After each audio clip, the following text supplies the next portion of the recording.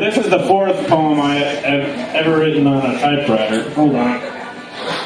The typewriter you got on Christmas? Text number 3. I think Jason said he liked this one. But if he doesn't, oh well. I've lost the meaning of what have you been doing. I've lost the meaning of what for they say you say. But don't smile too easily. She hasn't even told you her love story. I can't help scratching my teeth with my fingernails when I forget to trim them. I've trimmed them. Confess everything or nothing or draw a picture of her hair.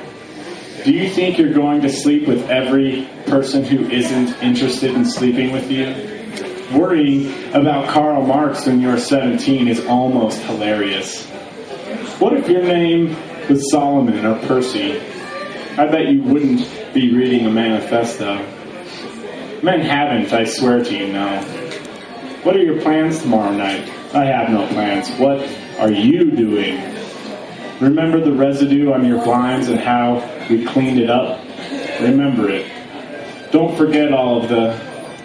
I've been meaning to tell the entire story through my means. They there are the mystery. A swell and fall of noise right past your lip. A sad swell. My upper lip isn't a rhino.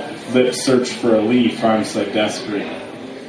I'm sitting in a position uncomfortable to many people. Stir the syrup. The kind that is always clear when you lick her. This is the worst one of all my ones because I'm so lazy and unfunny about it, so... Someday I'm going to plant a garden.